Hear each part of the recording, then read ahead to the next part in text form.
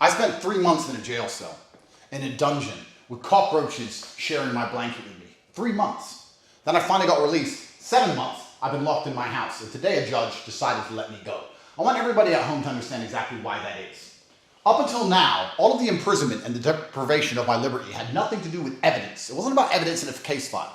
It was the Romanian judicial system trying to decide if 1, I am a public danger, or 2, I am a flight risk. And to be fair to them, I am non-emotional, I am a professional, even when I am suffering. And I understand as an international man of huge financial resource, it's easy to deem me a flight risk. So my liberty was deprived. Only recently I was charged. This indictment appeared. I want everybody at home to also understand that 3 different federal agencies from 3 different countries have investigated my life for the last 15 months. Every photo I've ever taken, every video I've ever made, every conversation I've ever had, every phone call, 2,000 people who know me were contacted. Every single ex-girlfriend, my vet, my pool guy, my old house cleaner in an apartment I used to have 11 years ago. You name them. If they had anything to do with me, no matter how tedious the link, they were contacted and they were interviewed. Hotlines were set up. Billboards were made. Has Andrew Tate ever hurt you? Do you have any information on Andrew Tate? The media was offering £50,000 for anybody who would give a negative story to me. Find another man who has hundreds of ex-girlfriends and not a single one of them rolled on me. Not a single one of them for money would say I'm a bad person. In fact, they would all say the opposite and defend me and stick up for me. You want to talk about a man of moral fiber? Find another man who can go through that. There's not another man on the street you can find whose ex-girlfriends who wouldn't turn on him.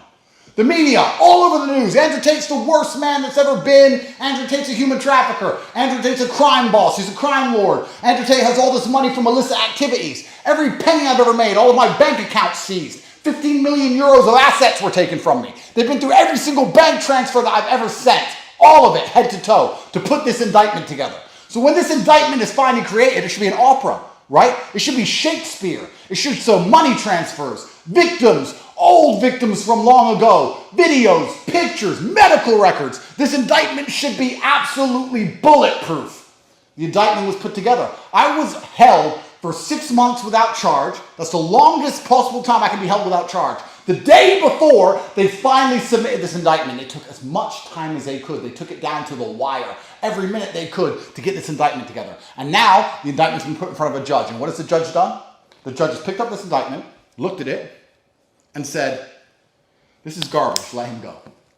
Their bulletproof indictment. After all I just described, they finally put together a document that the judge has instantly said, let him go, this man should not be held.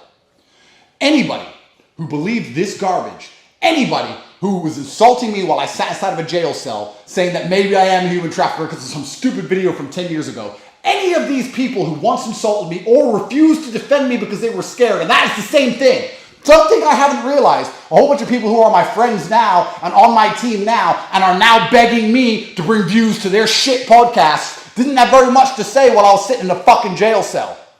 Not very much at all. Don't think I don't know. Me and my team know exactly who was on my team and who wasn't. And I also know what I have done and what I have not done. And God knows the same. It doesn't matter if I get fucked at the end of this. It doesn't matter if I get completely destroyed. It doesn't matter if they put me in jail for life. I know what I have done and I know what I have not done. And I find absolute solace in that.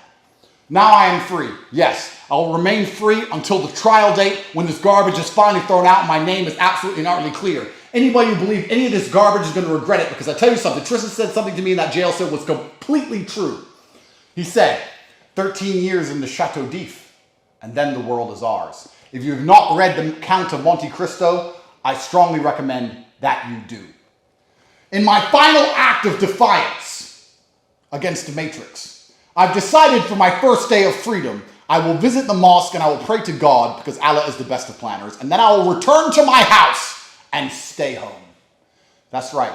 You locked me up for 10 months. Where are you going to go? What are you going to do? I'm a bit tired. I'm going to stay in my house. That's what I'm going to do.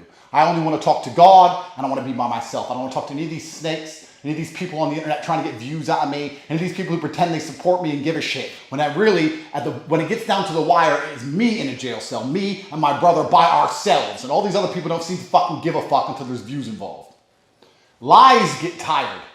Lies get exhausted. It takes untold energy to continue to prop up a lie. It goes against the laws of physics. There's only so many times you can tell the world I'm a human trafficker with no evidence. Where's the girls? Where's the videos? Where's the victims? Where's the pictures? There's nothing. How many times can you continue to repeat the same garbage with no evidence? Nobody believes it. The moral arc of the universe bends towards truth. And I tell you something, when I am released from all of this, I'm going to use my massive platform and enormous financial capability to launch a charity to prevent this happening from any man ever again. This is enough, and it's going to have to stop, and I'm going to stop it.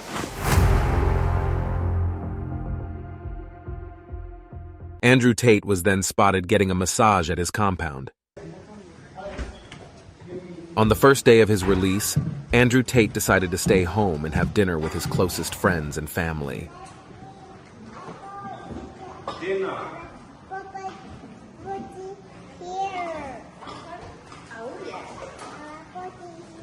Their lawyer was also seen partying at night in their backyard. Hey! Matrix! Leave those kids alone!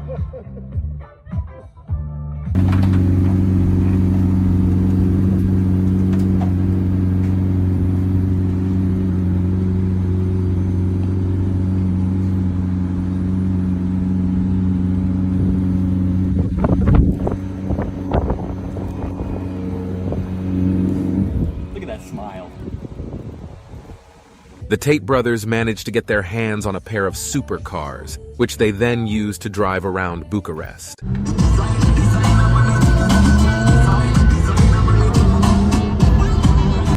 It's hot. Are you not hot?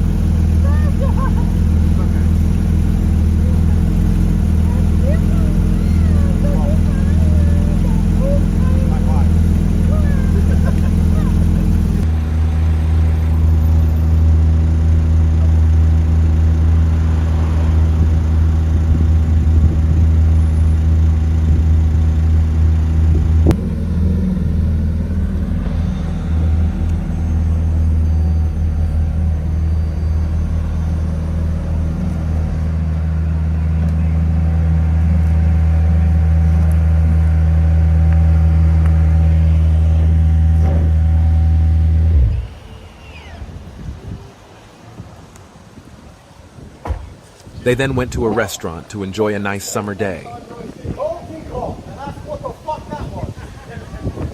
10 months, G. Welcome back. Bro, 10 months. Welcome back. For what? For nothing. Good to see you, man. What the fuck's going on? Welcome back, guys. Welcome back. We come eat some Electric water and 2 double espressos and a sparkling. Make that whatever he got, I'll get as well. 2, 4, 6, 10 double espressos, 6 sparkling water. Thank you.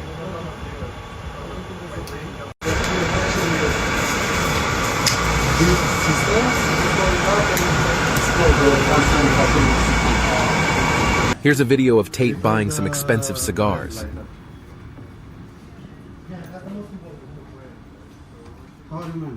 Give me the most special cigar you have. Special cigar. The most special cigar. The most expensive. The one that's been here longest. Give me the specialist. After their relaxing time outside in the summer sun, the Tates arrive back home to get to work and train.